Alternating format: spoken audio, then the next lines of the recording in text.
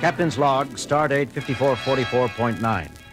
The Enterprise is on a charting run through the partially explored Moran sector. Since this region seems relatively devoid of suns and planets, we expect to be finished here in a few days. Kirk out. Not soon enough for me, Captain. Bored, Mr. Connors? I thought you liked solitude and quiet. I do, Captain, but there are limits to one's ability to enjoy nothingness. Look at the screen. No planets worthy of investigating, hardly any stars, not even any interesting phenomena like quasars or black holes or redisars. Just parsecs and parsecs of nothing. We should be through here by tomorrow, ship time, Connors. In the meantime...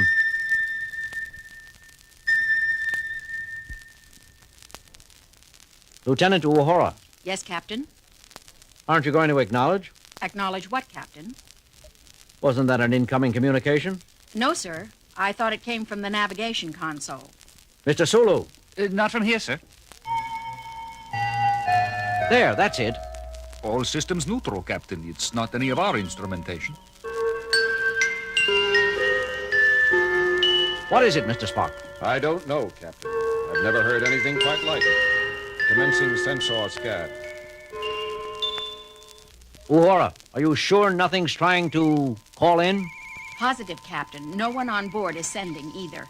Mr. Sulu? Mr. Connors? All clear, Captain. No sign of any auditory malfunction. All instruments functioning normally. Connors, are you sure there's no ship out there? Certain, Captain. If there is, it doesn't register on our screens.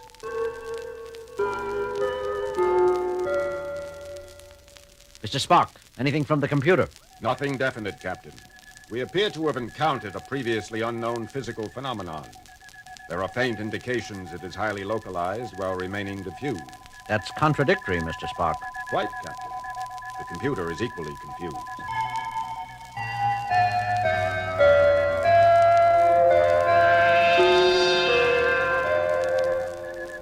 There's one more possibility.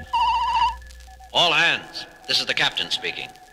I'm aware that this assignment has been less than exciting thus far. This is no excuse for interfering with ship's communications. Whoever is generating semi-musical noises on the bridge will please cease such activities immediately. I guess that's... I don't think this is the product of someone's peculiar sense of humor, Captain. This doesn't sound like any kind of music I've ever encountered. I have to agree, Spock.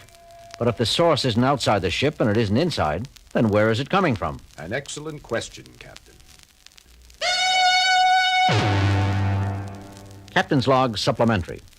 The mysterious music has been with us for 3 days now and gives indications of increasing rather than abating. Every effort to locate some source for the sounds has proven futile. We are no closer to an explanation now than we were days ago. I feel it incumbent on me to point out that if this keeps up, crew efficiency is bound to suffer. I'm aware of the problem, Mr. Spock. There doesn't seem to be any way to shut out the sound except by plugging one's ears. It's still hard to sleep, and we can't have everyone walking around with earplugs. I can't run this ship by sign language. Speaking of earplugs, Spock. Please, Doctor, for once try to be serious. Besides, I believe I have isolated the cause of the sound. If it's a natural phenomenon, it behaves in the most unexpected fashion, rising in certain sections of the ship while falling in others, as if it were moving bodily about. Oh, come on, Spock. There are definite modulations in the noise which suggest other than random origin. Some possess almost vocal undertones. I am left with only one hypothesis, that we are being visited by a being of pure sound. Pure sound, pure hogwash. The most ridiculous part of it is, I think you're right, Spock. I only wish there was some way we could tell it to shut up. It's driving me crazy. It keeps getting louder. Do you think it's aware of us as intelligences, Bones? I don't know, Jim. It's an incredible theory, but as Spock says, nothing else seems to fit. I've already had some cases of people who can't get to sleep even with strong earplugs. I've got a solution to that, at least for the worst cases. What's that? Nurse Chapel is monitoring the shuttle. The influence of this noise doesn't extend beyond the ship. Once outside, people can sleep in peace again. The shuttle will only hold so many, even in relays. We've got to find a way to turn it off. I might add, Captain, that we have no way of estimating the volume this creature can produce. It could conceivably drive everyone on board permanently deaf, if not stopped. I might as well share the rest of the bad news with you. Lieutenant Uhura, tell them. You see, the deep space beam is useless, all channels. All I can get is static or variations on the central musical rhythm.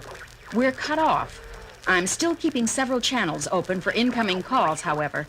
Maybe someone will listen in and be able to tell we're in trouble. More likely, they'll just think we're having a heck of a party. That leaves us with only one choice. Somehow we're going to have to make contact with this thing. Tell it what it's doing. Make it understand. Spock, do you think it's capable of communicating? If so, Captain, it has not responded to any of the several attempts I've made. If it does comprehend, it is choosing to ignore our voices, codes, and screen signs I've displayed throughout the ship. Can't we fight back somehow, Spock? Fight pure sound, Doctor. How? We could overpower it with more sound. That might drive us insane or deaf faster than the creature. It might also anger it.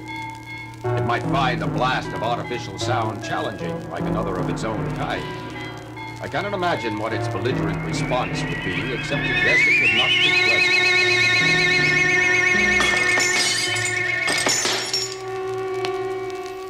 Everyone okay? That one hurt. All right here, Captain, but half the transparent facings on my instruments are gone.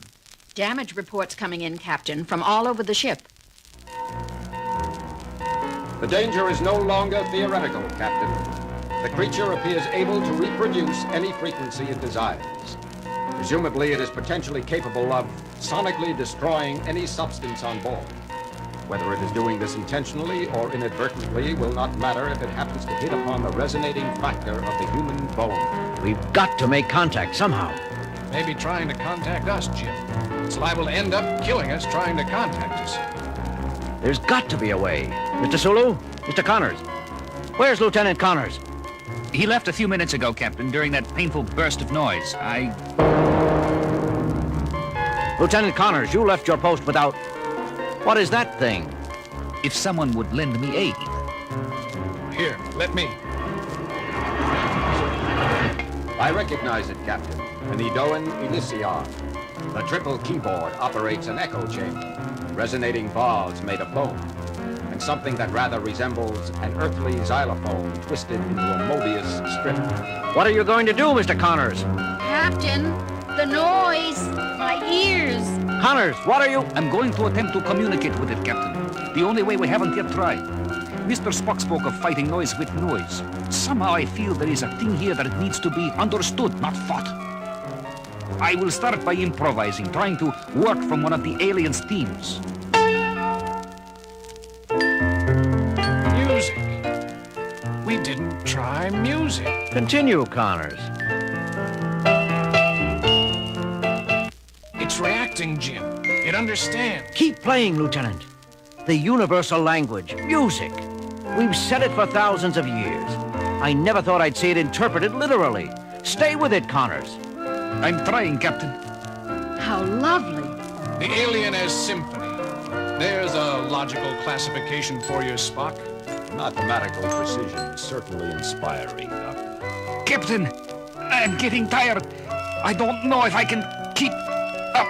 You've got to, Connors. We can't risk breaking off now. We may never re-establish contact again. Jim, how are we going to explain to it what we want it to do? I don't know.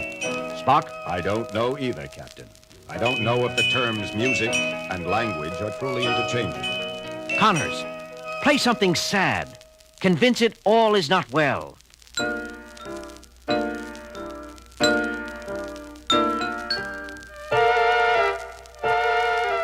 may be working, Captain. It only joins logic to its sounds. Emotion, you mean?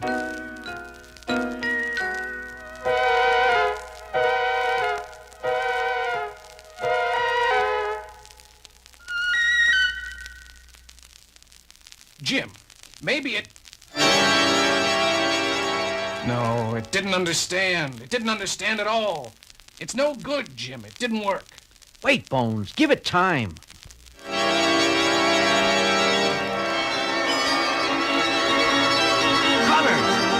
Captain, I can't keep up.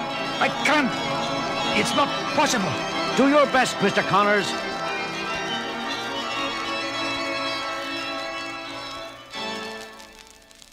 It's gone. It's finally gone. Gone where, Jim? Who knows, Bones? We don't know where it came from. We can't imagine where it goes. I hope it went away happy. Perhaps someday, when we understand a little more about how our own music affects us, we'll be ready to understand and communicate with creatures like it a little better. I heard a voice crying in the wilderness. What was that, Lieutenant? Nothing, sir. All channels appear clear now. Shall I contact the nearest Starfleet base? No, we don't appear to have sustained any serious damage. We'll finish this charting run as planned. Mr. Connors, thank you. My arms feel like two corings of a planetary center, Captain. But I believe I actually enjoyed it. I've never had such a fluid, responsive musical partner. Did you say something, Bones? Oh, I was just wondering, Jim. Do you think we'll ever find it again? I think so, Bones. When we're able to talk to it. I think it wanted to talk to us. It'll be back. Bones, have you ever listened to any violin concertos? I'm not much of a classical aficionado, Jim. There are times when that lone violin is up there against all those other instruments, and they're quiet, and that one violin is the loneliest sound in the world. I think our visitor meant us no harm. It was just plain lonely. Mr. Connors, maintain course. Mr. Sulu, Mr. Spock, resume charting procedures.